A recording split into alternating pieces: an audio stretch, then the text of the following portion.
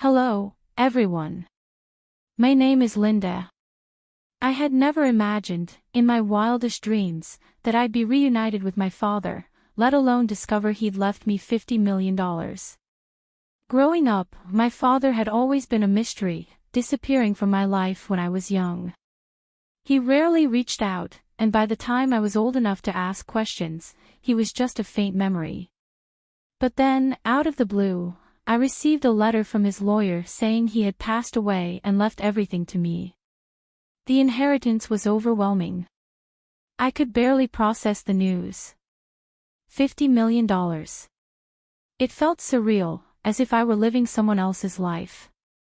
My husband, Daniel, was equally stunned. At first, he seemed supportive, but over time, his excitement turned into something darker.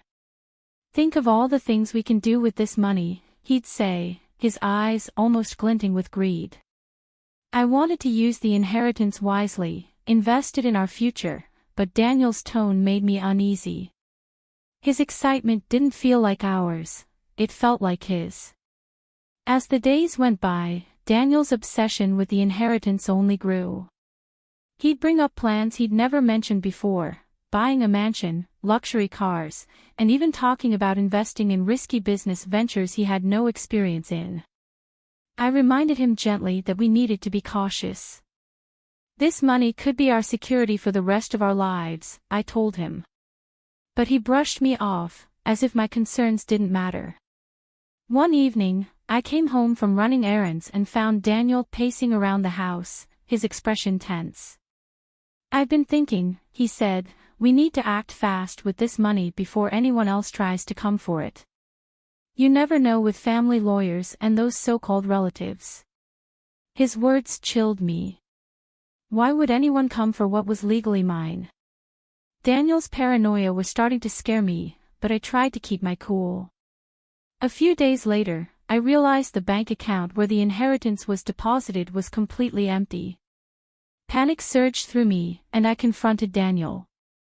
He didn't even try to deny it. He looked at me calmly and said, "I moved the money. You don't need to worry about it." The betrayal hit me like a ton of bricks. My own husband had taken my inheritance without even asking. Anger flared up, but I felt trapped. This was the man I trusted, yet he'd taken everything from me in one selfish move. I felt a storm of emotions brewing inside me: betrayal, anger, disbelief. But I had to think clearly. Confronting Daniel directly about the money would likely push him further, maybe even make him reckless. He was still my husband, but he was a different person now, a man blinded by greed. So, I played along. I acted as if I accepted his decision, pretending to believe he'd moved the money for our own safety. I feigned understanding, telling him I trusted his judgment. It was the hardest thing I'd ever done, swallowing my pride and hiding my anger. But deep down, I was plotting my own way to reclaim what was rightfully mine. The first step was to gather evidence. Late at night, while he was asleep, I began digging through his files, checking his emails, and tracing his bank transactions. It was terrifying, knowing that if he caught me, I'd have to explain myself. But I had to take that risk. What I found was worse than I'd expected. Not only had he transferred the money to his own private account, but he'd also started using it to gamble and invest in questionable ventures. I realized then that this wasn't just about greed. He was reckless, willing to throw away my father's legacy for his own gain. Each discovery was like a stab to my heart. The man I once loved and trusted was tearing apart everything I had left of my father. But I knew I had to stay calm. If I confronted him too soon, he could hide the money somewhere I couldn't reach, or worse, spend it all before I could even get to it. I had to be patient, careful. Over the next few weeks, I gathered more evidence, documenting every transfer, every shady deal, every reckless purchase he made. During the day, I kept up my act, playing the part of the supportive wife, watching as he talked about all the grand plans he had for our future. I nodded and smiled, all while feeling the fury bubbling beneath the surface. Then, just when I thought I had enough proof, I noticed something strange. Daniel had started acting paranoid. He'd changed the passwords on his devices frequently, and he seemed jumpy whenever he saw me around his computer or phone. It became clear to me that he was suspecting something. It was time to make my move. I hired a lawyer in secret, someone who specialized in financial disputes and asset recovery. Together, we devised a plan to secure the money and bring Daniel's actions to light. My lawyer assured me that with the evidence I'd collected, I had a strong case. I felt a glimmer of hope, but I knew this was just the beginning. The day finally came for me to put my plan into action. My lawyer and I had arranged a meeting with a forensic accountant to track down every cent Daniel had moved. The goal was simple: to freeze his accounts and prevent him from spending anything further. I also filed a formal complaint, detailing how Daniel had taken the money without my consent. The process was grueling, and I knew it wouldn't be easy to keep all of this a secret from him for long. Just as I anticipated, Daniel started noticing changes. He'd call his bank only to be told that certain funds were on hold. He'd try to make purchases, only to have his transactions declined. His confusion quickly turned into anger. One evening, he confronted me, his face twisted in fury. "What have you done?" he spat, his eyes wild. "Why are the accounts frozen?" I looked him in the eye and calmly said, "I did what I had to do. You took my father's inheritance without asking me, Daniel. You crossed a line." He was speechless for a moment, but then he laughed, a cold, bitter laugh. "You think you can win this? You're nothing without me." His words stung, but I stood my ground. "Maybe that's what you think, but I'm stronger than you know. You've taken enough from me. Now it's my turn." In that moment, I saw a flicker of fear in his eyes. He realized that I wasn't the woman he could manipulate so easily anymore. I'd changed, and he knew it. Daniel's arrogance faded, replaced by desperation. Over the next few days, he tried to intimidate me, threatening to ruin my reputation and even making claims that I'd be nothing without him. But his words no longer held power over me. I'd already decided I wasn't backing down. My lawyer moved quickly, securing court orders that would protect my assets. Every attempt Daniel made to regain control was met with legal resistance, blocking him at every turn. I could see the frustration mounting, and he became erratic, lashing out at anyone who tried to talk to him. He was spiraling, and I knew I had him where I wanted. Then, I initiated the next phase of my plan. Using the evidence of his reckless gambling and fraudulent investments, I filed for divorce, citing financial abuse and betrayal. This wasn't just about getting the money back, it was about exposing him for who he truly was. The court case would be public, and all his dirty dealings would come to light.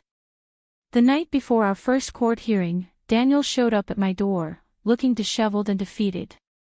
"Please," he said, his voice barely above a whisper. "Let's talk. We don't have to go through this." But I was done with his lies and manipulation. "We're beyond that, Daniel," I replied coldly. "You made your choice when you took what wasn't yours. Now, you'll face the consequences." The courtroom was tense as our case began. I felt a mix of nerves and resolve as I sat across from Daniel, watching his confidence crumble.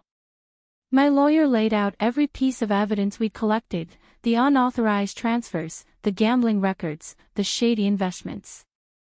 As each detail was revealed, I could see Daniel shrinking in his seat, his face pale. When it was Daniel's turn to speak, he tried to paint me as a paranoid wife who'd overreacted. But the evidence was too strong. His web of deceit was unraveling, and the judge saw right through his excuses. I felt a sense of justice finally within reach. Then came the moment I had been waiting for. My lawyer asked the court to award me full control of the inheritance, citing Daniel's financial misconduct and betrayal.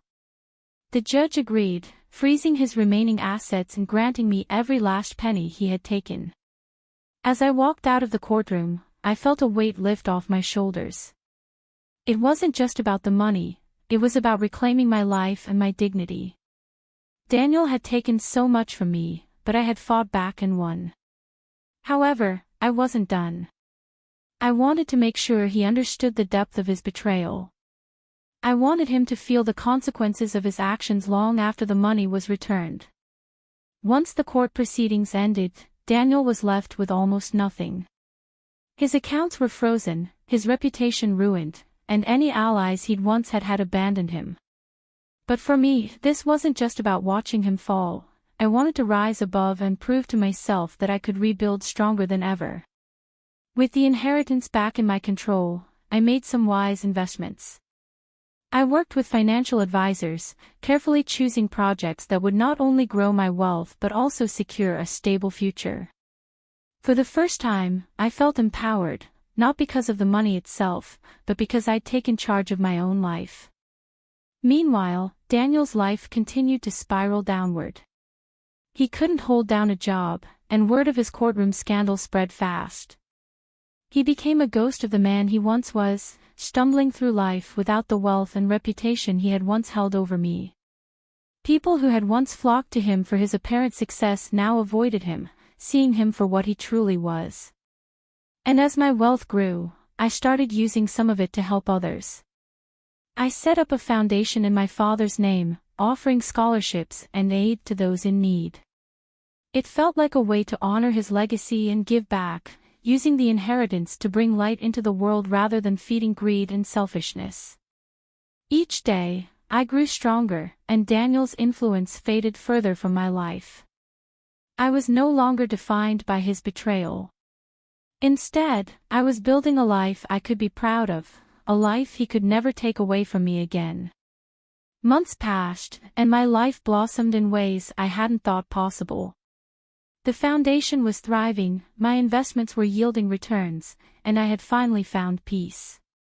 I was living a life filled with purpose, one where I was in full control of my destiny. Then, one day, I received news that Daniel had tried to contact my lawyer, pleading for a settlement or, at the very least, a portion of the inheritance. He was desperate, drowning in debts from his gambling, and with no one left to turn to. My lawyer advised me that I could ignore him entirely or use this moment to finally close that chapter of my life. I decided to meet him one last time. We met in a small conference room at my lawyer's office. Daniel looked nothing like the man I once knew. He was haggard, his suit wrinkled, and his eyes hollow. He barely looked at me, his once arrogant demeanor replaced with a broken shell of a person. "I'm sorry," he mumbled, almost inaudibly. "I was wrong. I don't have anyone left. I thought I could handle it, but..." I felt a pang of sadness, but not for him, for the memories of the life I thought we would have together. But I knew better than to let sentiment sway me. "Daniel," I said firmly, "you had everything, and you chose greed over love. I gave you chances to do the right thing, but you only cared about yourself." He looked up, and for a moment, I saw a glimmer of the man he used to be, but I knew that image was long gone. "Please, just a small portion," he begged. But I'd already made up my mind. "Goodbye, Daniel," I said, standing up. "This is the last time we'll see each other. I've moved on, and it's time for you to do the same." As I walked out of that room, I felt a sense of closure wash over me. I was done with him, done with the pain he'd caused, and ready to live a life where I was truly free. From that day forward, I thrived, my wealth multiplying, my foundation growing, and my heart finally at peace. I had become much richer, not just in wealth, but in spirit, resilience, and self-worth, far more than I could have ever imagined.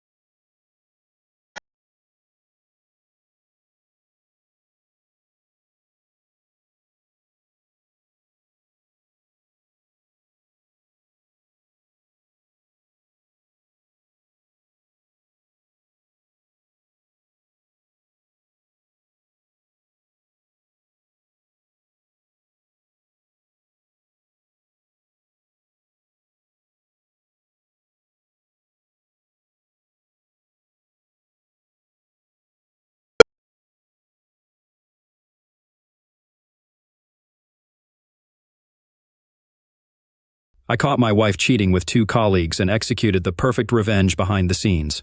Late one evening, I found myself in an unexpected and rather private moment. Unaware of the laughter and curious eyes around me, the cause of their amusement was not my awkward position, but rather a shocking personal revelation that I was the last to discover. They found it especially entertaining that I was completely clueless about the situation unfolding around me. How could a man be unaware that his wife was cheating on him right under his nose? Colin Wilson, who claimed to have closeness with my wife, was recounting to his friend, Ben Kramer, how he picked her up at a party last week.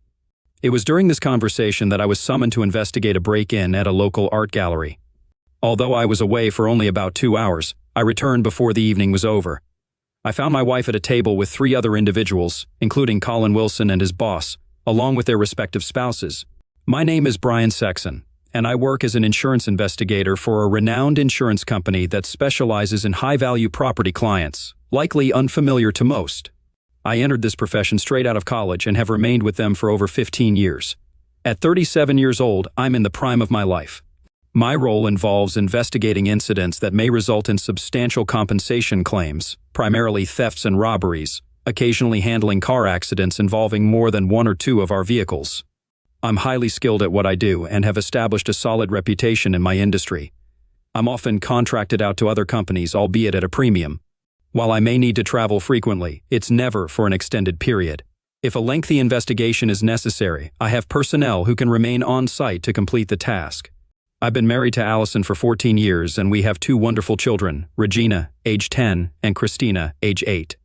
Allison, who is a year older than me, also works at the same company as the personal secretary to Bill Quinn, the company president.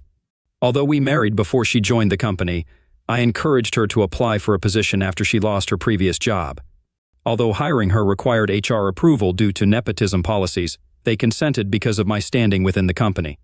Fortunately, Bill Quinn was seeking a new secretary, and Allison's extensive experience as a personal assistant at a major corporation made her an ideal candidate. After interviewing her, he immediately offered her the position as his personal secretary. The individuals I mentioned earlier, Colin Wilson and Ben Kramer, are insurance specialists who cater to large companies or individuals with significant assets. While they're not close friends, they work under Jerry Scoggin, a mutual acquaintance who is also a good friend of mine. I primarily report to Bill Quinn and operate independently, though occasionally Jerry assigns me interesting tasks. I overheard a conversation a week after the party. I'd stepped into the restroom to relax for a bit when Colin and Ben entered, seemingly disregarding the closed stall door, and began discussing the party. Colin began boasting to Ben about his recent conquest, prompting me to feel a tale of escalating discomfort in my gut, unrelated to typical cramps or sweat induced by bad fish. Ben asked Colin how he managed to seduce her, expressing surprise as he never pegged her as that type of woman. Colin explained that they did a bit of dancing, and she seemed quite friendly. But when he suggested going to his office, she mentioned Brian wouldn't appreciate it. So, Colin convinced her to join him for a drink at the bar. Colin went on to describe how, while Brian was occupied dancing with Judy, his secretary, he approached the bartender for a double shot and subtly swapped their drinks while Judy was engrossed in conversation. His intention was to help Judy relax so he could make advances on the dance floor. Ben questioned what Colin's plan was, considering Brian's presence, but Colin insisted he hadn't orchestrated Brian's departure, chalking it up to sheer luck. During the dance, Brian informed Judy he needed to leave briefly, though Judy suggested he take her home first. Brian urged her to stay and have fun, promising a swift return. Although Judy wasn't thrilled, she complied, staying behind with Colin, Jerry, and his wife. Later, Colin ordered Judy another drink, secretly asking Joe to make it a double again, without Judy noticing. As they continued dancing, Judy became increasingly intoxicated, clinging to Colin as he made advances. She responded with giggles and pressed against him several times. Colin thought that a few more drinks would increase his chances, so he got her another, which she quickly consumed. Unbeknownst to Judy, it was another double, and she started feeling woozy. Colin suggested they step outside for some fresh air, and Judy readily agreed. They ended up settling in the back seat of his car. She was almost unconscious, so he slid his hand under her skirt. She didn't appear to object and even pleaded for more. He complied, and she seemed to enjoy it. He found the experience incredible. Colin expressed disbelief that Allison would engage in such behavior, considering she never seemed like someone who would cheat on her husband or be attracted to someone like him. He assured his companion that the events were genuine, mentioning a scheduled date with Allison the following Saturday, when she typically went to the salon. They planned to meet and book a hotel room for the day. Colin's companion expressed envy, acknowledging Allison's attractiveness and wondering what Brian did to deserve her. He even hinted at the possibility of being introduced to Allison after Colin was finished with her. Colin responded with a non-committal. Perhaps it emphasized the importance of keeping their conversation confidential to avoid any complications. They both left the restroom, leaving me struggling to comprehend what they had said. I couldn't believe what I had just heard. Was this really happening? I started to recall that evening. It was almost 11 when I returned to the party, finding Allison seated with Colin, Julie, and Jerry Scoggin. Allison didn't seem intoxicated when I joined them, chatting with Julie about the kids. Colin exchanged a few words with me but left after a few minutes. I noticed Allison saying something to him, but I didn't think much of it. The only odd thing about that night was when we got home, Allison wanted to make love. While not entirely unusual, she typically wasn't in the mood this late. She was particularly passionate that night. Guilt, regret. About a week elapsed after the party, and I noticed no change in Allison or her demeanor. She never mentioned my early departure from the party or what occurred in my absence. When I inquired, she claimed to have danced with Colin and Jerry but mostly observed. She and Julie discussed school and the kids' play, and that was all. She expressed a preference for coming home when I left, suggesting I needed to keep a closer eye on her. "Hey, hon, any plans for this Saturday? I was thinking of playing golf if that's all right." I watched her closely for her reaction. "This Saturday? Right after lunch, I'll be at the salon. It'll take me an hour, maybe an hour and a half." "Where are you headed?" "To the golf course." "So, is she really going to the salon? How does Colin know about this if she hasn't told him?" I didn't know about this either. It all felt uncomfortably real. "I'm thinking the country club. I'll see if Ben Kramer wants to join." "I think he and Jerry are idiots, don't they?" "I'm not sure. I know Jerry is, but I don't know Ben or his wife well enough to say." "Same here." "Hey, what about Colin Wilson? You spoke to him at the party, right? He might want to come along." Allison turned and gave me an odd look, pausing before responding. "Why would you want him to come?" "He's, pardon my language, an idiot. I had to dance with him a few times at the party, and he really creeped me out. He's still an idiot.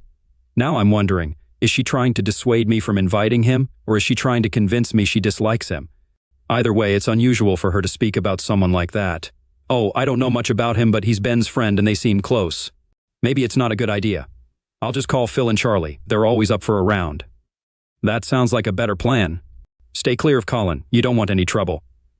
"All right, he's off my list now. So you're okay with golf?"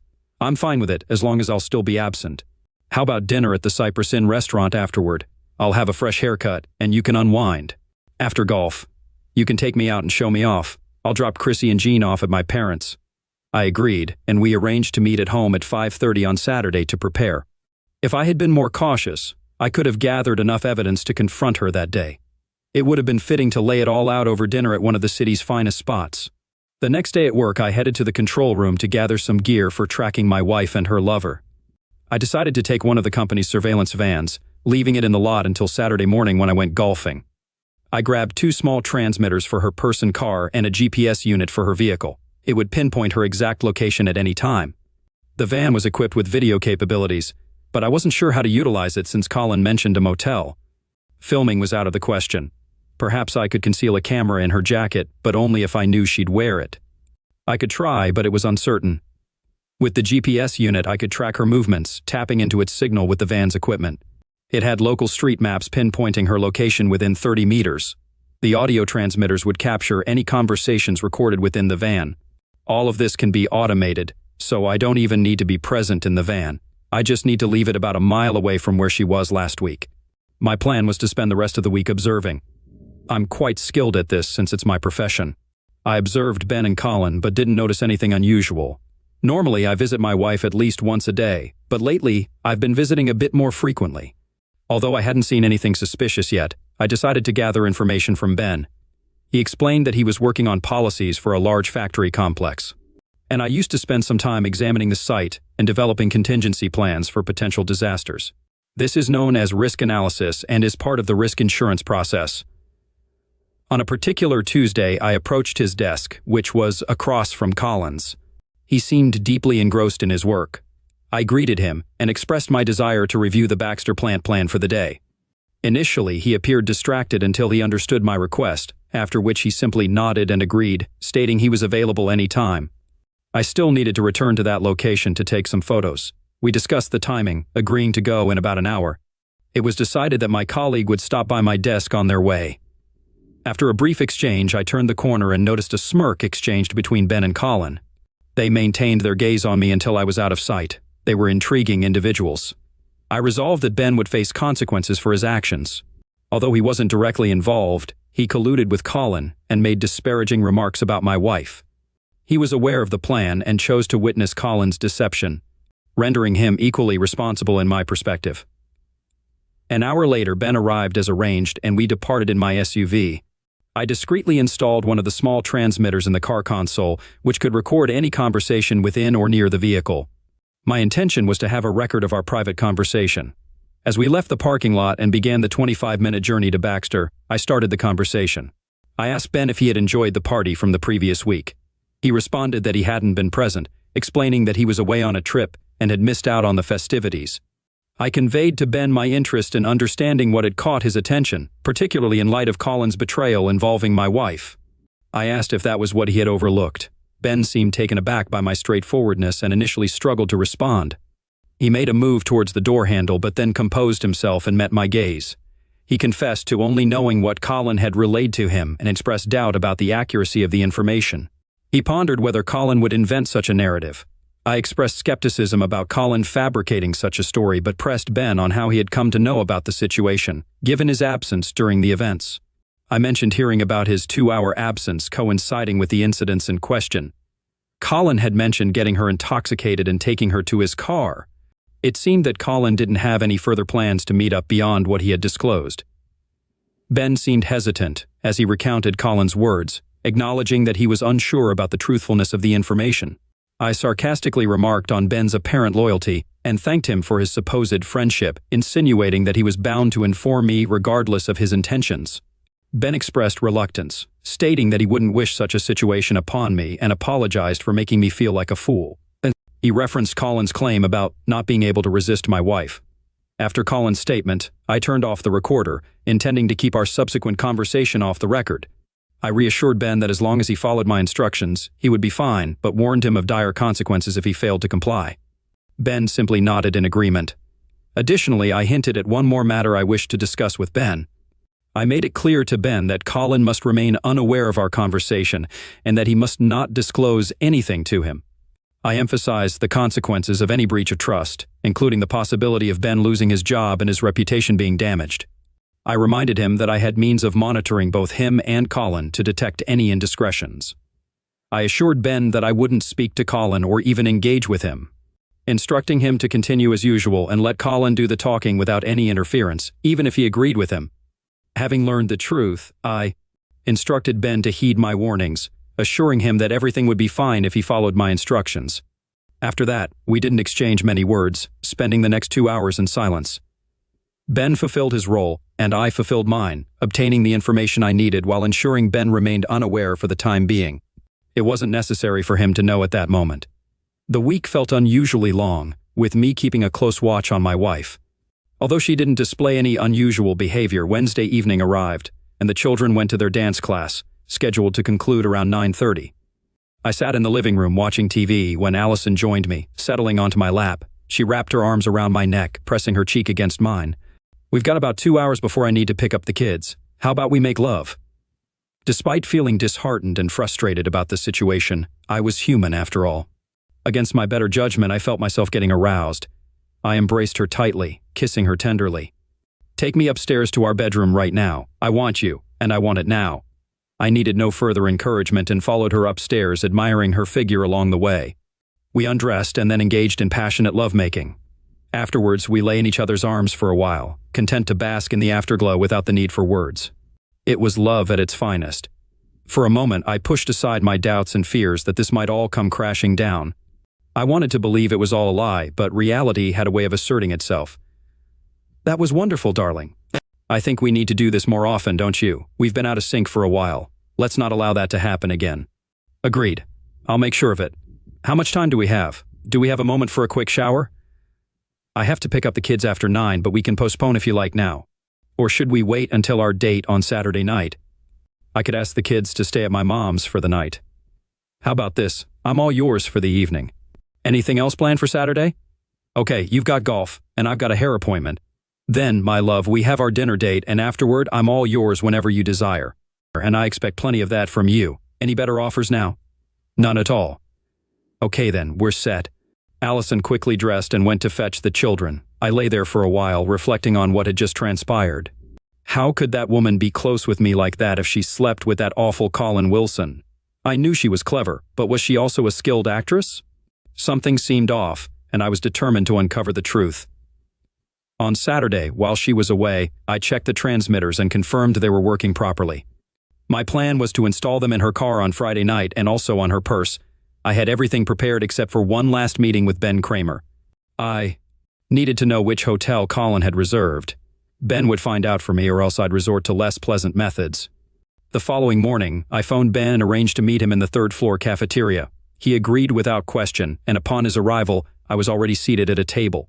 He joined me silently, and I wasted no time getting to the point. Ben, old pal, I need you to find out from Colin where he intends to take Allison on Saturday. I need the motel's name and location. Just catch him alone and inquire. Tell him you suspect he's deceiving you, and that you'll trust him if he reveals the truth.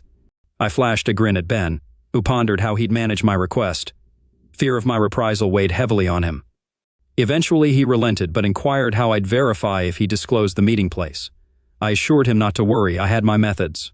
As he departed, I embraced him, discreetly placing one of the transmitters beneath his jacket collar as a reminder of our deal. He was so intimidated that he remained oblivious, the transmitter almost imperceptible, secured with glue. Upon returning to my office, I activated the receiver and heard Ben's return to his desk, along with his conversation with Colin. Ben invited Colin to meet him in the copy room in 10 minutes, which Colin agreed to. Ben then questioned Colin about potential marital issues, to which Colin defensively claimed everything was fine and mentioned seeing me on set the day before, apparently doing well. Doubting Colin's words, Ben pressed him about his plans with my wife for Saturday, specifically mentioning a motel.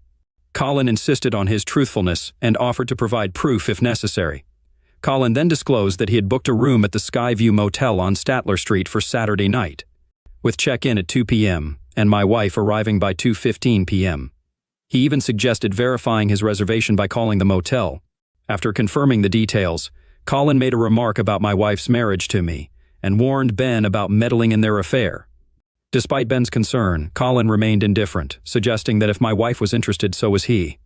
I shut off the receiver after this exchange, almost inclined to believe Colin's claims. However, I hoped he would backtrack and admit to fabricating everything, which he didn't. Instead, he confirmed the details, leaving me unsettled. Nonetheless, I now had the motel address to set up the necessary equipment in the van for surveillance. I contemplated parking the van there on Friday night, activating the gear on Saturday noon, and keeping my distance to avoid witnessing my wife's betrayal. Feeling adrift, all I could do was move forward and gather evidence to confront my wife, Colin, and Ben. First, I rang the motel and they confirmed Colin's booking, at least that part was true. Now I just had to bide my time until Friday evening. Then an idea struck me. What if I captured them entering the motel room on camera? I resolved to visit the motel that day and explore my options. Inside the Skyview Motel office, I awaited the clerk. He seemed shady, which suited my purposes. Honesty wasn't what I needed right now. Hello, friend. I'm an investigator for an insurance company, and I need some information. I have an ID and warrant for you, I said swiftly, flashing my badge and presenting a convincing document that resembled a search warrant. It was a forgery, but I counted on his lack of astuteness and susceptibility to deception. The slip of cash I offered didn't hurt either. Yes, sure. What do you need? He replied. I asked him to confirm Colin Wilson's reservation and if he had a room number. He replied in the negative, so I suggested he assign a room on the first floor overlooking Statler Street. He hesitated until I slipped him an extra $50, finally divulging a room number suitable for my filming purposes. I informed him about the van I'd park on his property, to which he shrugged and dismissed as inconsequential. I thanked him once more for his assistance and slipped him another $50 for his discretion. A sly grin crept across his face as he pocketed the bills. After I left, I realized I could capture the footage I desired by positioning the camera through the front window of the van, parked directly outside their room. Now I was all set. Friday at work proved challenging for me. Unsure of what to do with myself, I made my way to Bill Quinn's office, using the excuse of discussing a recent art gallery robbery. Although he didn't really need the details, my true motive was to catch a glimpse of my wife. As I traversed the hallway, her face brightened upon spotting me. She waved eagerly, gesturing for me to join her at her table, and I obliged. "I've been enjoying seeing more of you lately." "Not complaining, but what's changed? Anything I should know about?" she inquired. "Nothing like that. From what I know, I just enjoy being around you more," I replied. "Is Bill in?" "He is. Want me to introduce you?" she offered. "Yes, if possible. I need to discuss some matters regarding the art gallery," I explained. Entering Bill's office, I engaged in conversation with him. Despite his youthfulness for a president, I knew he had garnered a strong reputation. He had spearheaded the launch and operation of various ventures, including the site I worked on, and held a substantial stake in the company. Bill had a stunning wife named Naomi, whom I'd met on several occasions. She epitomized the quintessential trophy wife, blonde, slender, irresistibly attractive. She and Allison were of similar ages and often conversed, while Bill and I had developed a close rapport. During our discussion, I directly asked Bill his opinion on Colin Wilson. As part of my duties, I regularly provided feedback on other employees' performance at Bill's behest, though this matter concerned me personally. "Why the interest in Colin? Is there something I should be aware of?" Bill inquired. "I need to ensure any potential issues with my team members are addressed promptly," I explained. "Well, I might have some concerns about Colin. I'm not particularly fond of him and Ben. I might have more to share with you this weekend if things go as anticipated. I'd like to touch base with you at home on Sunday, if that works for you. Otherwise, we'll reconvene on Monday," Bill disclosed. "Let's wait and see until then. Please keep this between us," I requested. "Agreed, no problem. I trust your judgment in these matters. You've always been fair in your evaluations, and I value that. However, I'd like you to consider accepting the vice president position I proposed. As you requested, I haven't broached the subject with Allison yet, but she deserves to know. If you don't inform her soon, I will. I'm just waiting for the right moment. This entails significant changes for us, so I wanted some time to deliberate." "I'll give you an update next week," Bill suggested. "Sounds good. I'll definitely consider it. I've been weighing my options lately, so I'll need to make a decision soon," I assured him. With my own agenda in mind, I exited Bill's office, exchanging a few words with Allison before heading toward Ben. Pausing at his desk, I made a comment loud enough for Colin to overhear, affirming Ben's assessment of Baxter's performance. Then I subtly signaled to Ben that I'd overheard his conversation with Colin, prompting a surprised reaction from him. Though neither of us spoke further, patting him on the back, I discreetly removed the small transmitter just as before, leaving him none the wiser. I wrapped up the day without any interruptions and waited for Allison before heading home. I intended to inform her that I needed to drop off the van somewhere and would catch a taxi to my car, causing me to be a bit delayed. She bid me goodbye with a kiss and headed home. I noticed Colin standing by the door, observing her departure. He glanced at me briefly before returning to his seat. Afterward, I parked the van, ensured the camera was positioned correctly to capture the designated room the clerk had assigned, and secured it. I reminded the motel owner that I needed to leave it there overnight, perhaps until the following day. Slipping him an extra $20, I thanked him for his cooperation. He pocketed the money and shook my hand. With that settled, I headed home. Friday night at home brought another surprise. Allison ordered pizza for the kids and arranged for them to spend the evening at Grandma's. When I inquired why, she explained that she enjoyed our Wednesday night so much that she wanted to continue the trend tonight. Did I mind? Not at all. Friday night unfolded similarly to Wednesday, with a new twist. Although I found enjoyment in the experience, a sickening feeling crept over me as I pondered where she might have learned these new techniques. However, when I later questioned her about it, she giggled and retrieved a book from her nightstand, showing me an article about lovemaking after 35. Much of what we had been doing for the past 2 nights was outlined in that article. I found pleasure in our activities that night, striving to fulfill her desires. It took up most of the night, but I didn't mind. I resolved to take Viagra in the future. As we lay beside each other, I finally mustered the courage to inquire about the source of her newfound enthusiasm. "Allison, I love what we've been doing, and I want to please you, but I have to ask, where is all of this coming from? Why now? If I didn't trust you so much, I'd wonder if there might be a guilty conscience involved." "Sorry, Bree. Naomi shared something with me last week that I can't repeat. I've been reflecting on our life together, and it fills me with happiness. Sometimes I just need to express that joy. I chose this path to show you how much you mean to me." I listened, watching her happiness with a mixture of emotions. Yet, I couldn't shake the thought, if this is true, how could she be having an affair? Should I confront her? I'm glad you feel that way. Are you sure I make you happy enough? Are you satisfied with our closeness? Or do you feel something is missing, prompting these new endeavors? Or please be honest. I adore our closeness and you've always fulfilled me completely. I have no desire for more, but I don't want us to fall into a routine where our passion fades into monotony. Can't you see? Don't you want me to always feel desired by you? You'll never have to worry about that. I love you and always will. I can't imagine anything jeopardizing what we have. That's reassuring because I won't allow it. We spent the remainder of the night wrapped in each other's arms, waking up the same way. Though pleasantly exhausted, I wanted to shower with Allison. I roused her and pulled her into the shower with me. Initially protesting, she eventually joined me under the water's spray, and we lovingly attended to each other's needs. Soon, we both became aroused and pleasured each other. When I inquired, she mentioned she was ready for the day but anticipated something more that night. With that, we finished our shower, got dressed early, and I drove to the motel to ensure everything was prepared. I programmed all the timers to activate at 1 p.m. and ensured the audio recording would last a minimum of 5 hours. The video footage was burned onto a DVD, a process that would take around 7 hours after compression. This would cover the entire day. I initiated the sequences and locked up the van. When these two lovers entered their sanctuary, they would become the stars of my new film, and the initial screening would make quite an impact on everyone involved. Returning home to grab my golf clubs and bid my beloved wife farewell, the day proved terrible.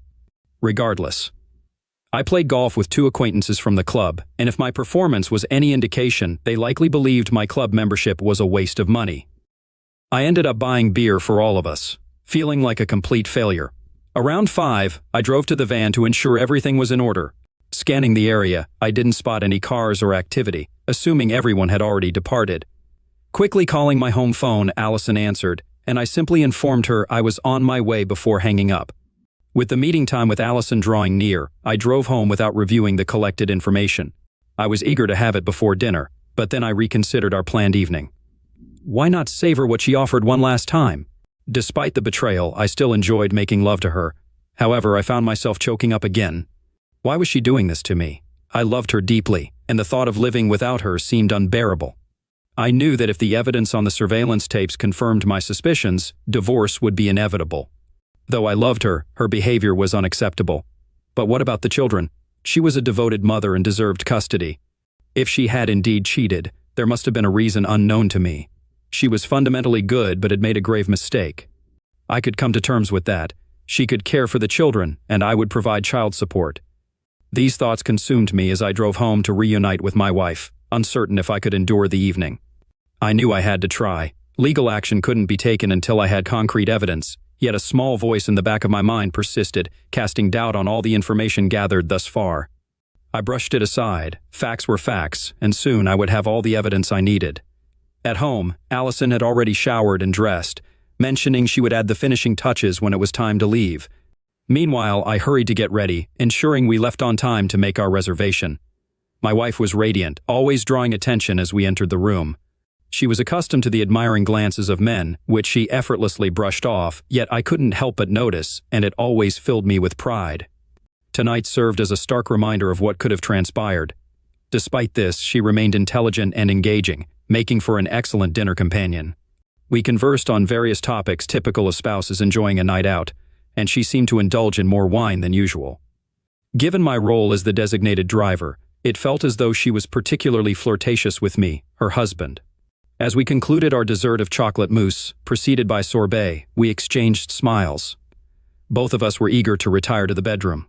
Upon returning home that evening, I signaled to the waiter for the bill as Allison excused herself to the restroom. Exiting hand in hand, we made our way to the car. As I navigated onto the main street toward our house, Allison leaned against my shoulder, intertwining our fingers. She slyly moved my hand from the steering wheel to my lap, and without much prompting, I enveloped her in a hug, reminiscent of our youthful love. She sighed contentedly, and we drove home in this love-making embrace. Once home, Allison busied herself with household tasks until finally turning to me. "Shouldn't we head upstairs and pick up where we left off this morning? You owe me something since you only gave me a down payment earlier, remember?" "I do. Lead the way, and I'll follow." We ascended to the bedroom swiftly, where Allison stood before the bed.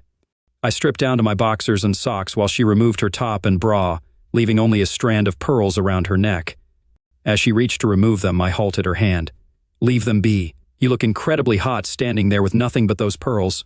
You're stunningly beautiful. This is a sight only I will see. I am completely yours, and I want you to do as you please with me. I want this night to mark the beginning of a lifetime together." "Are you certain? Is this what you desire?" "I wouldn't want to do anything to cause you pain or embarrassment. You should know that I trust you entirely and offer myself completely to you. I love you with all my heart." In that moment, I believed her, knowing that regardless of what I discovered the next day, I would never give up on her. I decided to postpone any further thoughts until tomorrow. Tonight, I would love this woman with all my heart. That night, we explored new realms of closeness, trying positions I never imagined and experiencing things I never thought possible. At times, she would laugh and cite a page number when I inquired about her fantasy. Yet, it was a magical night, a night where I learned to love, giving and receiving in equal measure. What a night it was. We fell asleep in each other's arms, waking late Sunday morning, reluctant to rise. She agreed to one more encore of our favorite moments from the night before. Afterward, she had to pick up the girls for Sunday, and I mentioned the need to swiftly check on the van. She suggested she might stay at her mom's for a while before returning. This afforded me the opportunity to retrieve the tapes from the van and inspect their contents. I still had to check what I left in her purse and car, but that could wait. She departed, and I drove to the van, retrieving all the films and prints without issue before returning the van to the production facility. I called a taxi to pick me up and transport me back to my car, then headed home. The first step I took was to examine the GPS printout. She had confirmed her car's location on Statler Street, where the motel stood, and at that moment my heart nearly ceased beating. Though I hoped against hope, it seemed my fears had materialized. Despite almost deciding not to proceed further, I felt compelled to view the video firsthand. I switched on the TV and DVD player, inserting the DVD, preparing myself for heartbreak. The image was crystal clear, the room perfectly centered on the screen. I fast-forwarded until I spotted a car approaching, then slowed to normal speed. Colin Wilson emerged from the car, opened the room's door, and disappeared inside. Rewinding, another car appeared, and I witnessed a woman approaching, knocking on the door, and being greeted by Colin's smile as she entered the room. When she turned, revealing her face, my heart raced and my pulse skyrocketed. Pausing the video, I watched it from start to finish before removing it. "Well, I'll be damned," I muttered to myself. I needed to contact Bill Quinn immediately.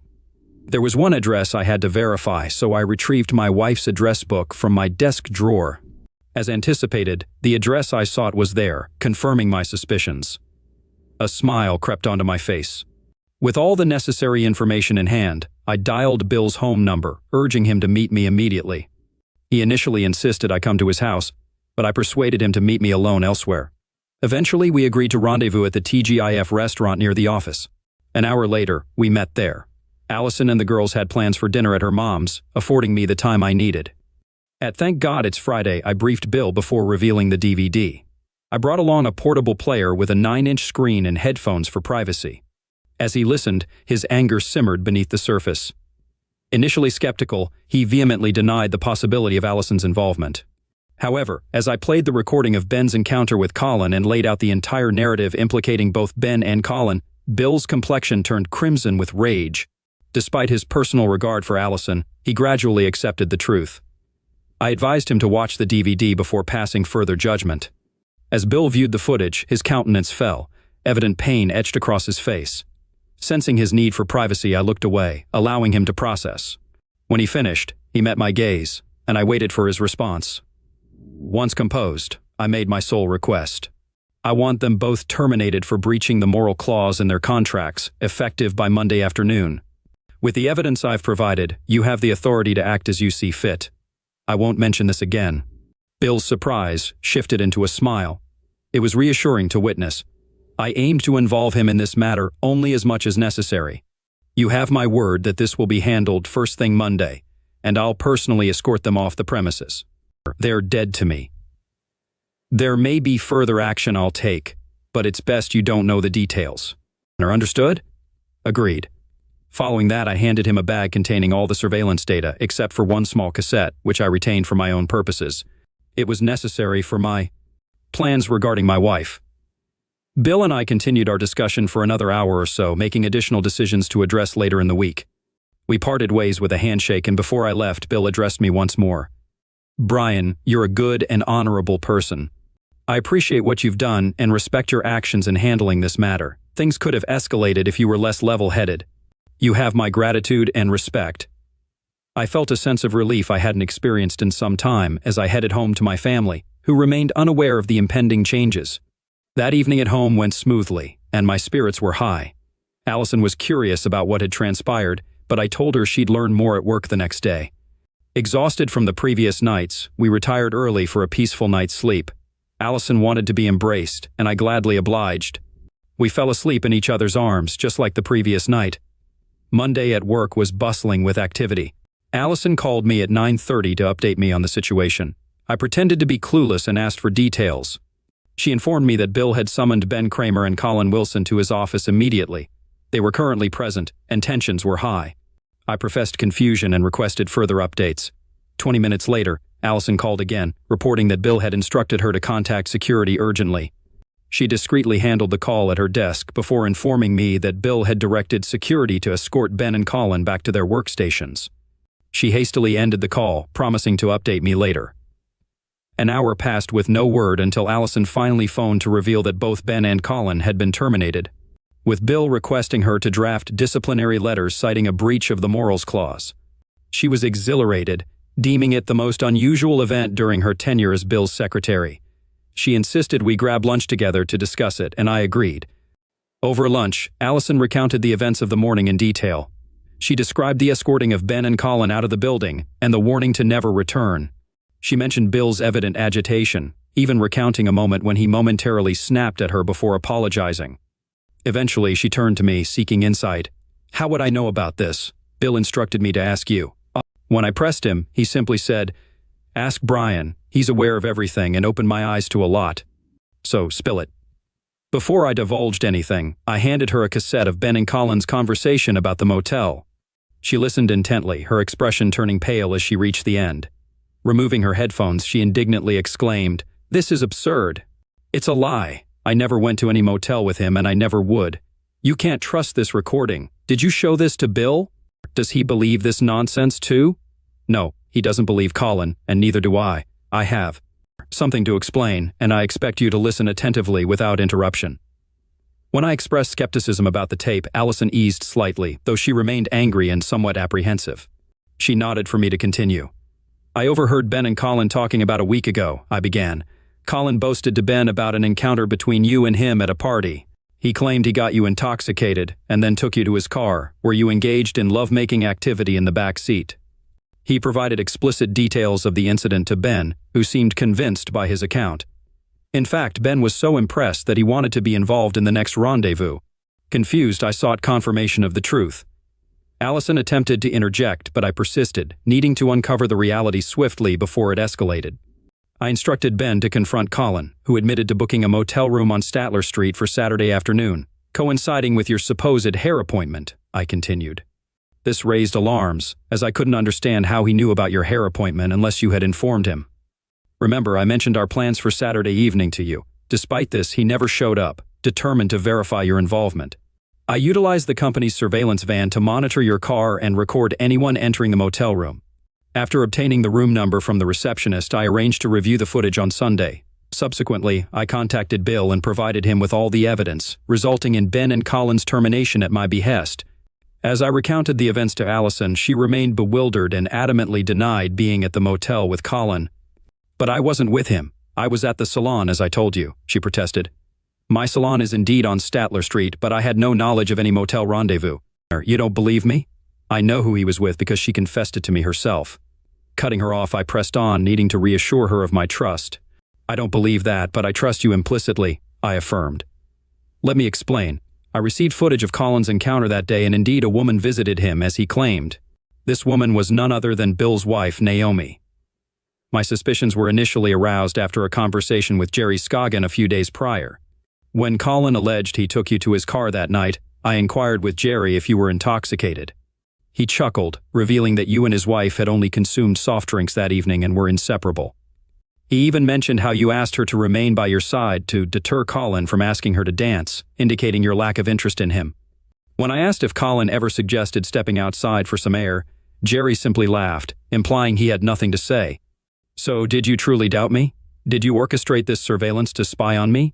I'm troubled by this lack of trust, especially after our evenings together on Wednesday, Friday, and Saturday. Of course I believed in you, but Colin's fabrication left me with doubts. I suspected he was diverting Ben's attention away from his true companion. Uncertain of her identity, I had to uncover the truth, though I wish it hadn't implicated Bill's wife. He was utterly devastated. We conversed further before reluctantly returning from our lunch break. Allison accepted my explanation regarding my inquiry into Colin's companion, and I left her to her thoughts. Though I harbored some doubts, I felt no regret in uncovering the truth. Our relationship was now stable, and I was determined to maintain that. Work had settled by then, but Allison informed me that Bill requested to speak with her later that evening. I mentioned that I was unaware of the details, and she seemed to believe me. I received no further updates until we sat down for dinner at home. Amidst the girls' usual flurry of activities, we found a moment of peace during which Allison shared Bill's conversation with her. He spoke about the importance of having a husband like you, emphasizing trust, respect, and love, and the devastation of losing it all, she recounted. Then he confided in me about Naomi's actions and sought my counsel. And what advice did you offer him? Were you able to assist? I refrained from dictating his actions. Instead, I encouraged him to reflect on his love for Naomi and consider forgiveness if feasible. I urged him to engage in a candid conversation with her, but also cautioned against prolonging the decision if reconciliation seemed improbable. He seemed receptive to my words, so perhaps I made a difference. I'm certain you did. Did he mention anything about me? No, nothing further. Is there something else on your mind? Well, yes. Bill extended an offer for me to assume the role of Vice President of Investigations for the corporation. It entails overseeing all investigators worldwide and offers the flexibility to choose our place of residence, potentially in California or Florida. Although I would still report to Bill, this would come with substantial financial rewards and benefits, including shares. Allison's excitement was palpable as she leaped into my arms, overwhelmed with joy. When did this happen? Is it in recognition of your actions today? Is it a sort of reward? She exclaimed. Now, who's doubting whom? Bill proposed this to me 6 months ago, but I wasn't ready to consider it until now.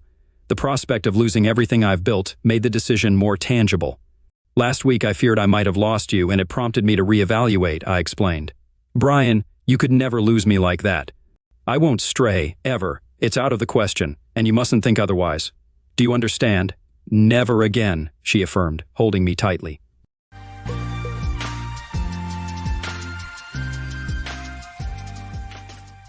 My wife, who's 36, and I, who's 39, have been together for 7 years and married for 5. We've had our share of good and bad times like any couple, but I believed our relationship was strong with trust and love.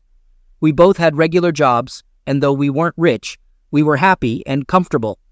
About a year ago, my wife, let's call her Anna, got really interested in personal finance. She started reading books, watching YouTube videos, and going to seminars on the topic. I supported her new interest, thinking it was great that she wanted to improve our finances for a better future. Honestly, I don't know much about finance. Besides basic things like mutual funds, I'm pretty clueless about investing. I only have a superficial understanding and don't invest much except in mandatory tax-saving schemes. Coming from a marketing background, I have limited exposure to finance, so I usually rely on tax consultants like most people do. With the rise of finance influencers on social media, Anna got into learning about it too. She wanted to understand the stock market and cryptocurrency. While I get the stock market, crypto is way beyond my understanding. I did join Anna for a few virtual seminars at first, but the concept seemed alien to me.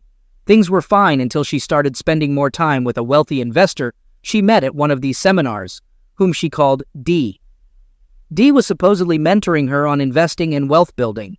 The mentoring concept is becoming more common in America, with everyone claiming to be a mentor. She also stopped contributing money to household expenses, saying she was investing in our future. I trusted her and managed all the household bills on my own. I didn't pay much attention, but as weeks turned into months, their relationship raised serious concerns. Anna spent a lot of time with Dee, even late into the night. She justified it by saying she had a day job and evening was the only time for her passion. When I expressed my concerns, she got defensive and belittled me for not understanding investments. She mocked me, saying she'd make us rich and I'd regret not supporting her. I tried not to interfere, but when the red flags became obvious, I had to be alert. She also started dressing provocatively, but I didn't bring it up since I'd never commented on her clothes before. However, she neglected our relationship, so I confronted her. As usual, she brushed off my concerns, saying she was securing our future, and I should be supportive, not judgmental. Gradually, I became distant because I felt like I was carrying the relationship alone. I thought she'd notice, but she was too busy learning about investments, and we became more like housemates.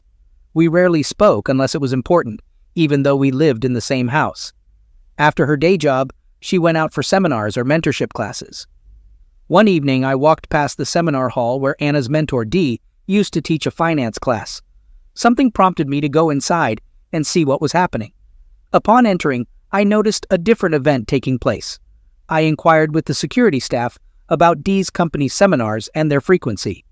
They informed me that these seminars were not regular, with the last one occurring months ago. Outside, I saw some guys in t-shirts promoting a finance masterclass with the influencer's name. I approached them, got details, and took note of everything. The influencer held seminars every 2 to 3 months, but mentorship classes, led by mentors like Dee in cafes, were weekly from 7 to 9 p.m. Anna used to come home after midnight. I gathered details from the cafe and left. The next day, I asked Anna if she had a class that day, and she curtly replied, "I have classes every day." Despite this, I knew from my previous findings that the class was only on Saturdays. In the evening, I visited the cafe and witnessed Anna in an intimate situation with Dee. I observed them exchanging flirtatious glances and recorded their interactions. I stood at a distance, watching until they engaged in a more intimate act. I recorded it when they were about to kiss, and then sat at their table, identifying myself as Anna's soon-to-be ex-husband. Anna tried to explain it as a one-on-one mentoring session, but I sarcastically remarked on the close mentoring. The other guy laughed and left, showing a player's attitude. Directly asking Anna if she slept with the other guy, she admitted to it, justifying it as part of an investing deal. She claimed it was a component of her personal finance education, where Dee promised significant earnings after completing the classes and fulfilling his requests, which included sleeping with him. She agreed to it, and I sensed she was trying to justify her actions. I played along for a while, asking if it was consensual. She confirmed it, saying it was a one-time thing for our future. Losing my temper, I shouted at her, questioning why she took it upon herself to secure our future. I told her she didn't need to think about mine. I could handle it. I yelled so loudly that people nearby glared at us. I stood up and left the cafe. Outside, she tried to hold my arms, but I shrugged her off, telling her to go to her mentor and not come home. Returning home devastated, I couldn't believe she used the pretext of learning personal finance to hide her infidelity. A few minutes later, Anna arrived, claiming it wasn't for fun. She slept with him to learn money-making tricks. I asked her to leave the house, and she pleaded, insisting it wasn't cheating but part of a business. I couldn't understand what kind of business she was involved in. I told her there was no point sleeping with her mentor to learn personal finance. She could earn actual money without doing so. She got angry, saying she'd prove me wrong, calling me too old-fashioned to understand modern concepts. She went into a mode of showing off her potential earnings, claiming she'd be a billionaire while I'd retire with little money. I told her she could do whatever she wanted, but not while with me. She packed her stuff and left. 2 days later, on Saturday, she returned, stating she wasn't there to apologize but to take her remaining stuff. I didn't respond, and she drove off. She seemed unremorseful, choosing her actions over our relationship. Update. Not much has occurred except for the divorce, so here's a quick update. Anna didn't come close to learning personal finance. It looked more like a scam than an investment. I don't know a lot about it, but anyone promising quick money and huge returns is suspicious. Making money genuinely isn't easy, and it certainly doesn't happen overnight. But it's not my concern anymore. My divorce was finalized last week, and it went smoothly. I don't have significant wealth for her to fight over. Our home was a rented condo. In terms of alimony, she earned almost as much as me. Also, she cheated, so she isn't entitled to pay alimony. The joint account is closed and we split the money. We don't have children, so there's no question of child support.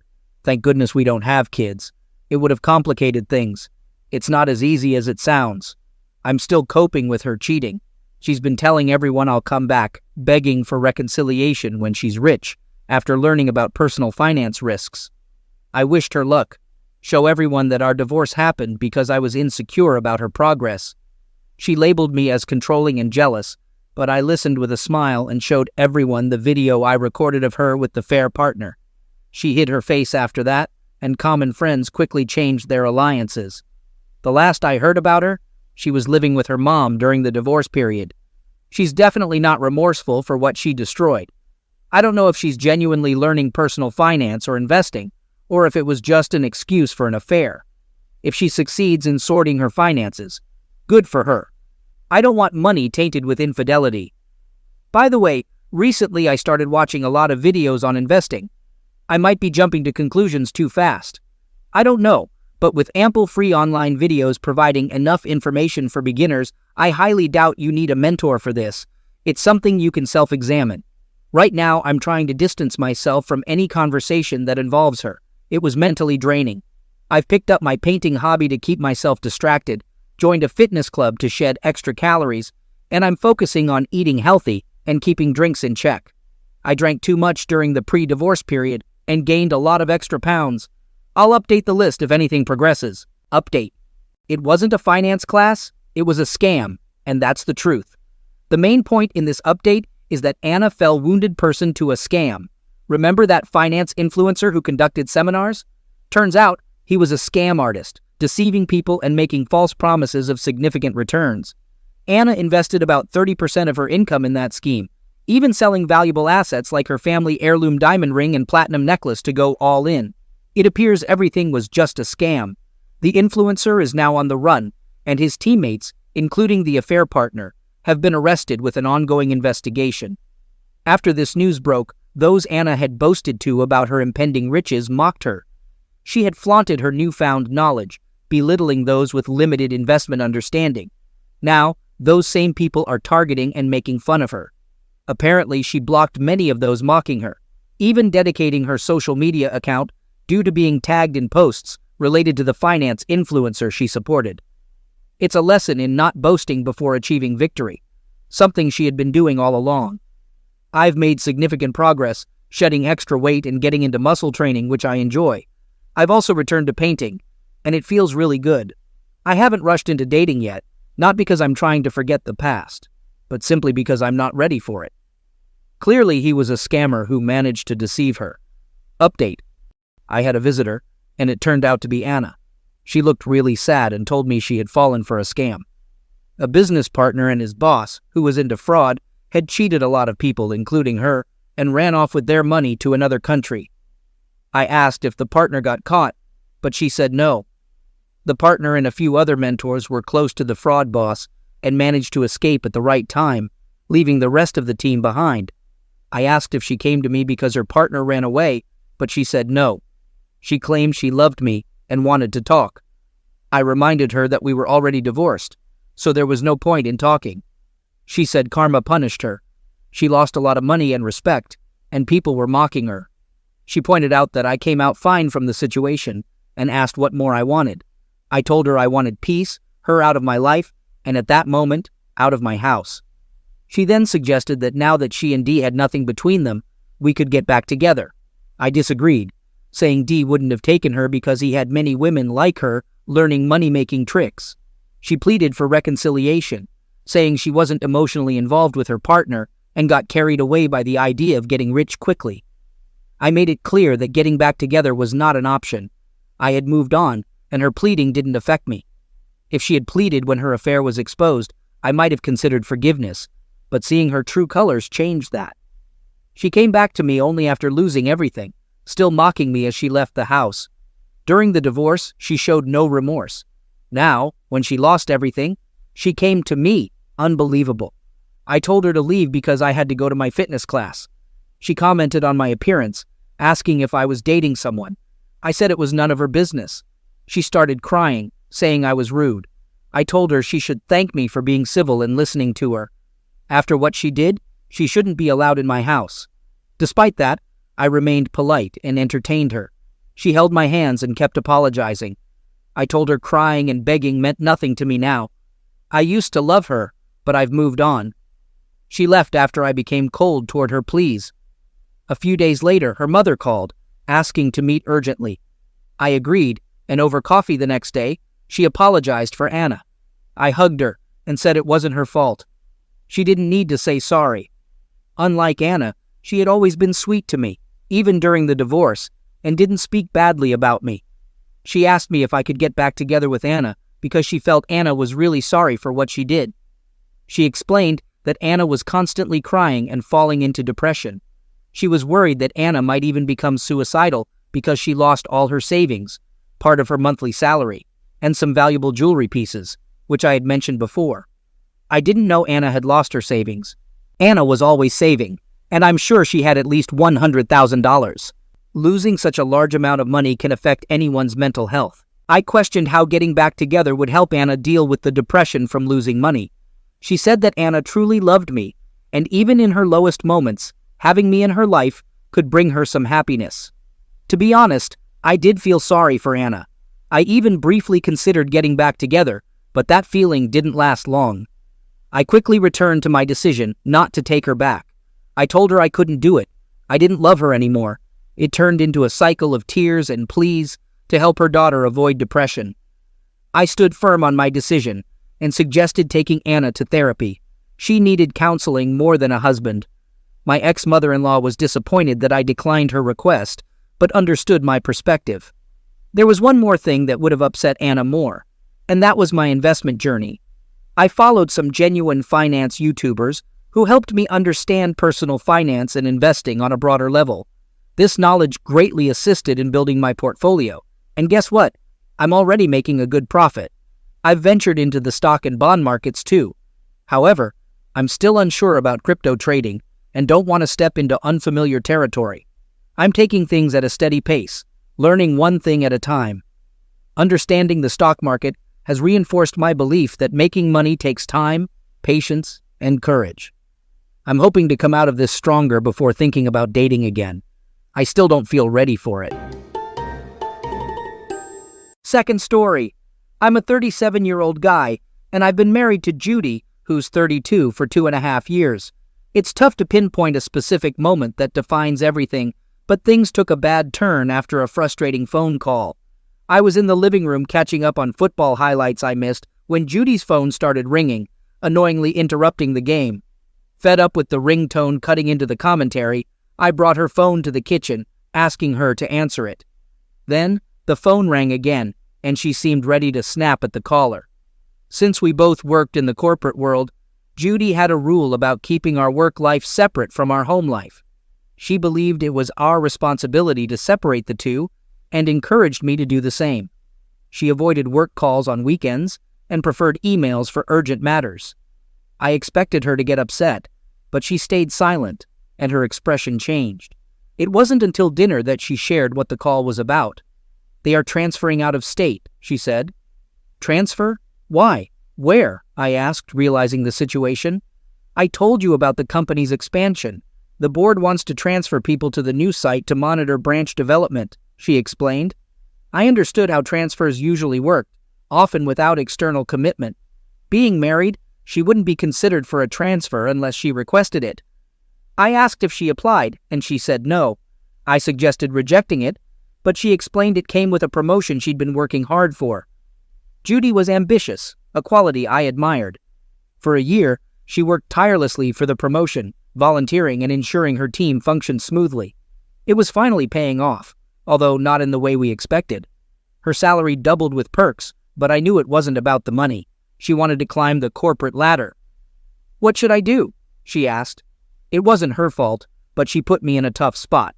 I had two options: tell her to reject the transfer, losing the promotion, or support her pursuit of her hard-earned career advancement. Thinking people make long-distance marriages work, although I hadn't seen many examples, I convinced myself it could be done. Not wanting to hold her back, I told her, "I'm going to support you. Whatever decision you make, we can make it work." Boy, do I regret those words. Her eyes lit up, and I thought I made the right decision. I convinced myself it would work, remembering friends who traveled for business and sustained their marriages. Looking back, she didn't really leave me much of an option to refuse. If I had honestly shared my opinion and asked her not to take the job, she would have considered it. But knowing Judy well, I sensed it would come at a cost, possibly leading to the collapse of our marriage. I didn't want that. I also disliked the idea of her being far away. However, if our marriage hung in the balance, the lesser evil seemed to be letting go. It looked like the only logical decision, and faced with a similar situation again, I'm not sure if I would choose differently. She spent the evening thanking me for being understanding, but I couldn't shake the wave of irritation, realizing my wife had manipulated me into feeling self-conscious so that my decision favored her. I was sure she had baited me. However, it's hard to say. A manager, seeing her excitement after finalizing travel arrangements, and I had a lengthy discussion about making the marriage work. We planned to call every day to stay involved in our daily lives. The idea of cheating never crossed my mind because I believed Judy was too goal-oriented, especially since her company agreed to give her 5 days off every month. "It'll work," she assured me just before boarding the plane. Little did I know that my marriage had ended in that instant.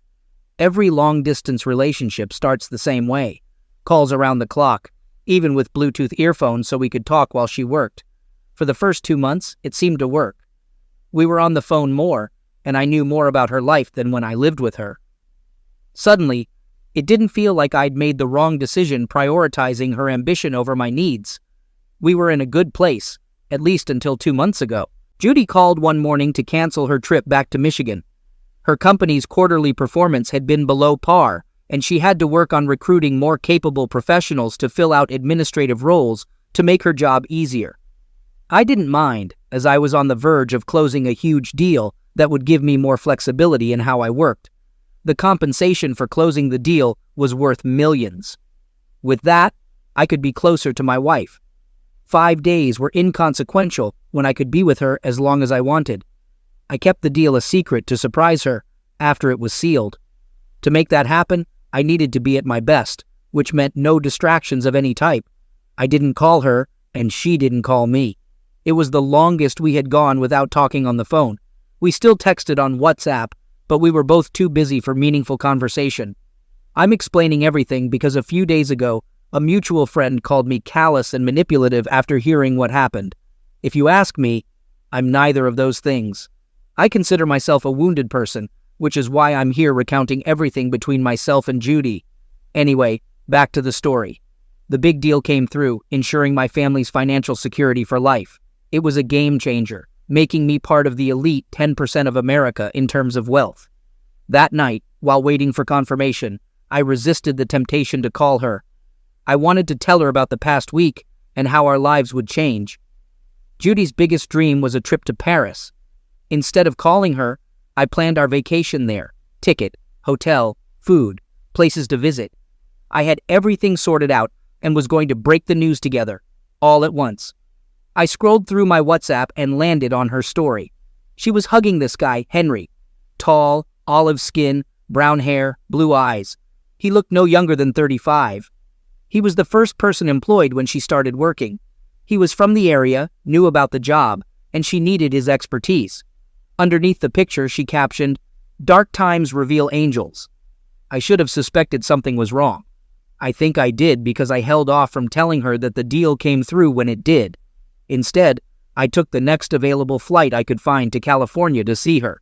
As you may have already guessed, she was having an affair with Henry. I phoned Judy's workplace in Michigan to find out where she was, since I planned a surprise visit. Luckily, the receptionist who answered was a mutual friend, so convincing her not to tell Judy was easy. Throughout the flight, I imagined scenarios of how Judy might react. After sharing news of the deal, I went straight to her branch from the airport, hoping to have dinner with her to break the news. However, I learned she hadn't reported to work that day, so I had to Uber myself to the given address. I wondered why the branch receptionist was surprised to find that Judy was married, but I didn't press, since I knew Judy liked to keep her life private. After climbing 4 flights of stairs, I arrived at her door with a bouquet of flowers behind my back. Right before knocking, I heard Judy moan, Keep going. Keep going. It made me sick. Just 5.5 months away and she cheated. Rage surged, but I tried to stay composed. I left her apartment and drove back to her office to instruct the receptionist not to mention my visit, even tipping her $100. I stayed in a hotel close to her apartment to keep a close watch. Over the week, I discreetly followed her with a rental car, and she didn't suspect a thing. She moved between work, yoga, and her apartment, making it easy to track her. This is how I found out she spent a lot of time with Henry, and it wasn't hard to deduce he was the one she was cheating with. I called and messaged her during this time, but she used work as an excuse and begged me to give her space to get her professional life in order. At that moment, I decided not to let myself be played by her anymore. I drafted divorce letters and waited for her return with Henry. It seemed like all they did was have closeness. Upon arriving at her door, I heard nothing but moans, grunts, and groans. I picked the lock, tiptoed to her bedroom with my phone, recording everything. As disgusting as it was to watch, I recorded a full minute of their relationships before revealing myself. In that moment, while she scrambled for clothes, I felt powerful. Seeing her anguish when I threatened to share the video with her colleagues and family justified my decision to end things. She begged for forgiveness, saying she'd resign and go to therapy, but I was disgusted by her actions, unable to entertain her pleas. She said she resigned and dropped off signed divorce papers yesterday, but I still sent the video to her parents. I want them to see the kind of person their child became. Some comments suggested she checked out of the relationship when she took the job. She had been wanting this for a while, and probably cheating on you for a while as well. She manipulated you into agreeing to take the job, practically forcing you into saying yes. Huge, life-changing decisions like that will have a drastic impact on the family. Update. My wife got moved to a different state to oversee the opening of her company's new branch. While there, she started a relationship with a coworker. I found out about it during a surprise visit after our divorce. I took some time to sort myself out, and for a bit, I was occupied enough to not dwell on the whole situation. I went on vacation to the Dominican Republic for a week, which was pretty awesome. One evening, I got a Reddit notification about a post. When I wrote it, I mainly wanted to vent my anger, irritation, disgust, and rage. Surprisingly, it gained a lot of attention. Reading through the comments, one post stood out. Someone shared a similar experience, mentioning feeling miserable for not taking revenge to the extent needed to satisfy their spirit. It might sound strange, and it was definitely an unpopular opinion, as many people, judging by their comments, were content with me just exposing her infidelity to her parents and getting her fired without going further. It was somewhat satisfying to see her relationship with her parents fall apart after the video, but other than that, it seemed like I hadn't accomplished much. Last I heard, she was in a motel working at a night bar, fittingly ironic for the cheater she is. About 3 weeks after returning from the Dominican Republic, she showed up at my door, begging me to forgive her and take her back. It was amusing to watch. She seemed like all she did was cry in her spare time, bloodshot, swollen, and puffy eyes. Whether it was from crying or dealing with some issues, I didn't care. In fact, I realized there wasn't much I could do to her. She was already an emotional wreck. I decided to shift my focus to the guy she cheated on me with, Henry. I let her in, and she probably thought I was reconsidering the divorce because she immediately started explaining herself, thinking I hadn't gone through with it. She even claimed to have lost her parents' respect and that my actions made her regret what she did. I posed a test question, something I knew she'd fail, just to be sure I wasn't seen as callous or wicked for having a justified motive. I looked her in the eye and asked how many times it happened. You'd expect her to learn from the experience and regain some dignity by telling the truth, but she said once, swearing it was the truth. According to her, running a failing business, with expenses 3 times more than revenue, became a burden. She didn't want to burden me further, thinking she already asked too much by pursuing her ambition. I wasn't bothered by her excuses. What stunned me was how effortlessly she could lie to my face. It was hard to believe our entire relationship had any truth to it after that. My dad always thought it was almost impossible to look someone in the eye and lie.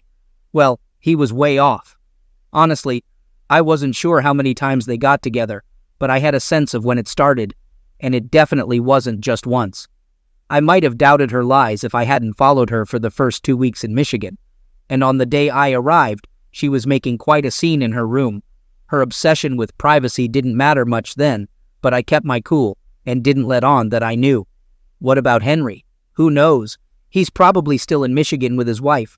Imagine my surprise when I found out Henry was married. Despite the frustration, I stayed calm. I saw an opportunity to extend my revenge to hurt not only her, but also Henry.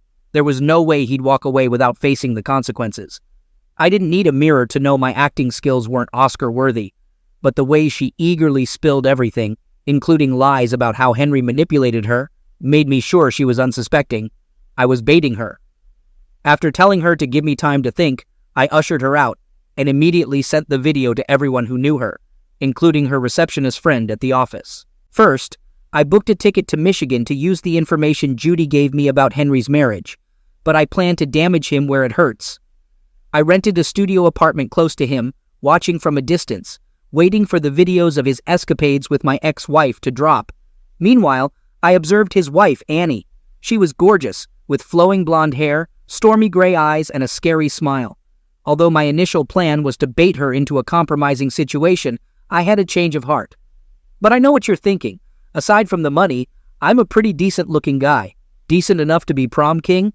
Anyway, Annie was a kind and genuinely caring person. I was particularly surprised by her honesty.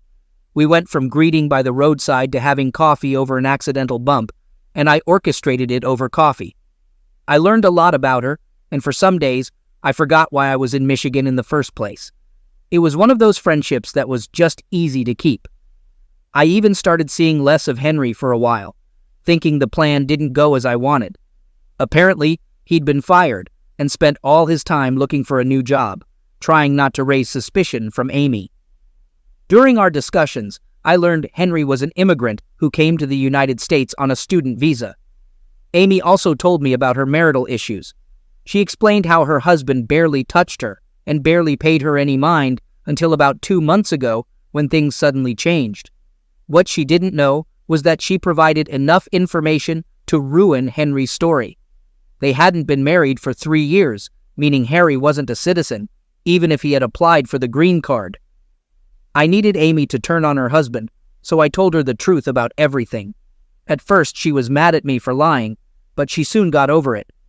I showed her the video and explained how it haunted my dreams, knowing they were both going about their miserable lives, not justifiably affected by their actions. Luckily, it didn't take much to convince Amy. In the next hour, we planned how she would confront Henry. I wasn't there to witness the drama, but I made sure he knew I was behind everything bad happening to him. Last I heard, he was getting deported to wherever he came from. Honestly, now I can say I feel satisfied.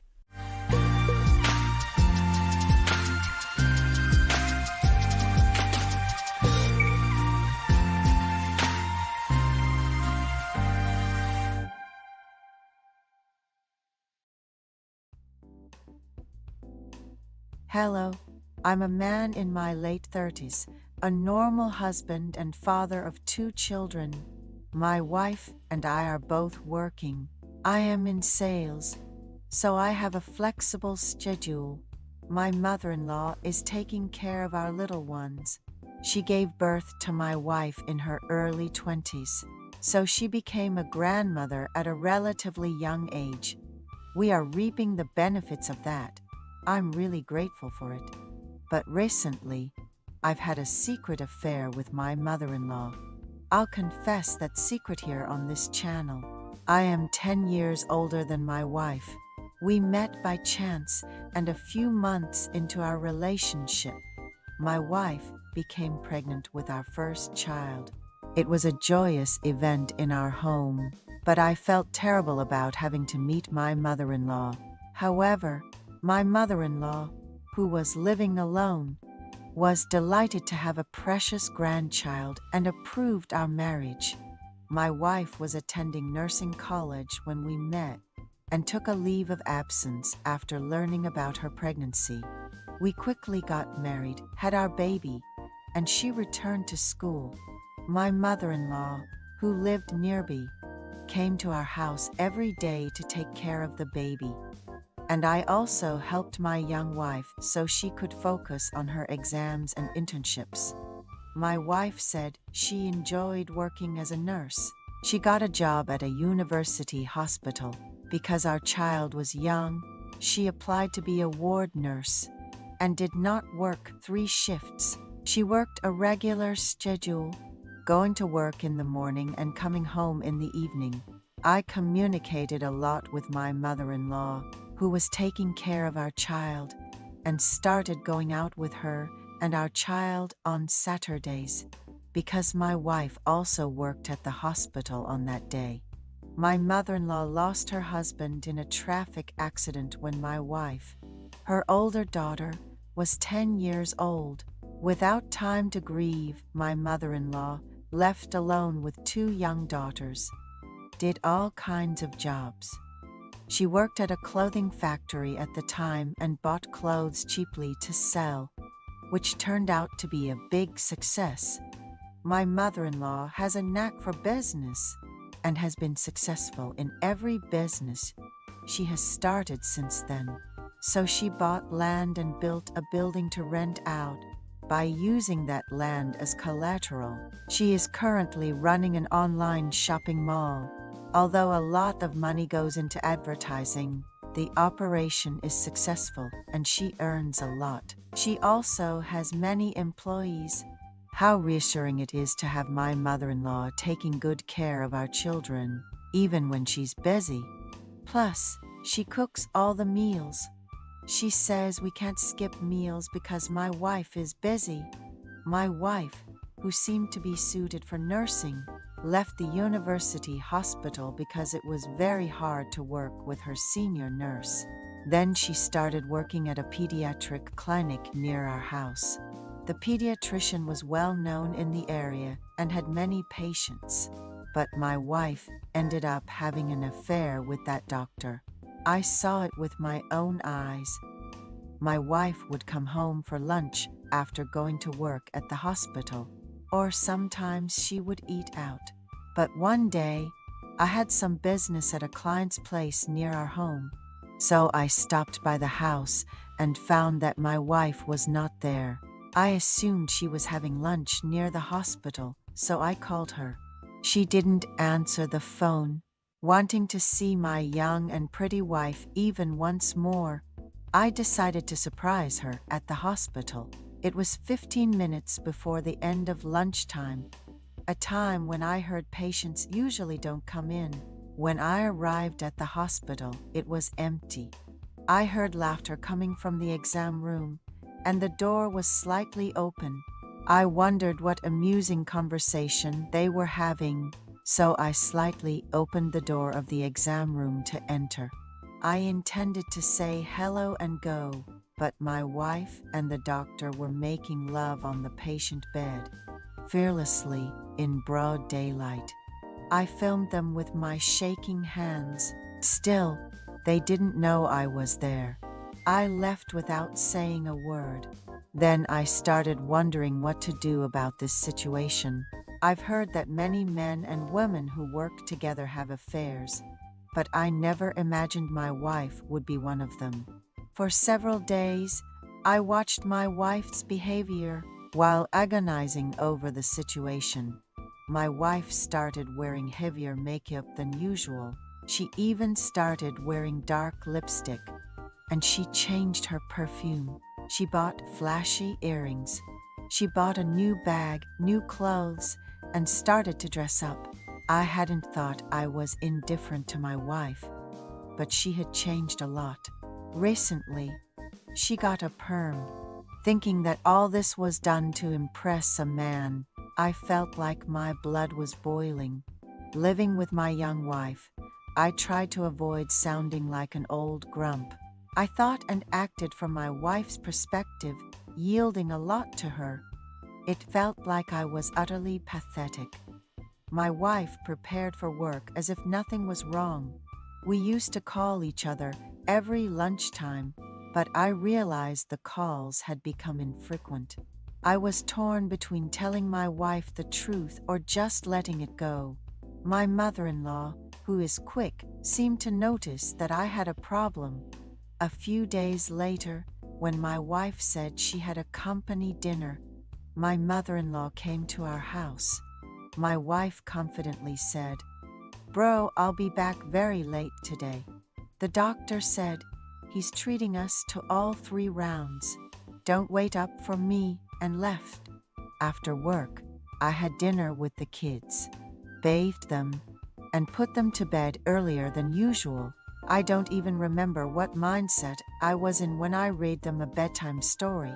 My mother-in-law brought out a beer from the fridge and suggested we have a drink. She said it looked like I had some concerns these days, so I confessed everything to her, trusting her. My mother-in-law began to rage, calling Sophia, that woman, a terrible woman.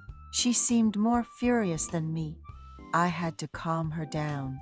She cried bitterly, saying she won't let it slide that her daughter, who she had raised without a father, was having an affair in the neighborhood, despite having a considerate husband now that she had finally settled down. I told her I would handle it, that it might just be a passing wind, and we should wait for her to come back. My mother-in-law apologized profusely to me. That day, I remember drinking more than I ever had in my life, and something unthinkable happened. My mother-in-law and I, both drunk, ended up complimenting each other's looks, not sure if we were being serious or joking, and she expressed a desire to meet a man who could keep her company, saying that she now had money, but would be perfect if she could fill just one more void. She wanted to remarry. Seeing her trust me and speak honestly made me feel sorry for her, and I started to desire to bring joy to my youthful mother-in-law. We made sure the front door was locked tight and made love in a small room. My mother-in-law was shy, saying it was the first time she had felt joy. As a woman in almost 20 years, her shyness made her even more attractive, and we made love once more. My wife came home in the early hours of the next day, and I decided to pretend I didn't know about her affair. I deleted the video I had taken before. I'm sure my wife will eventually sort out her relationship with the doctor and come back to me. After all, I now have a new girlfriend in the form of my mother-in-law. We met frequently, making excuses to come home during lunchtime to make love. One day, my mother-in-law said, "Your father-in-law always had too little time, which left me unsatisfied.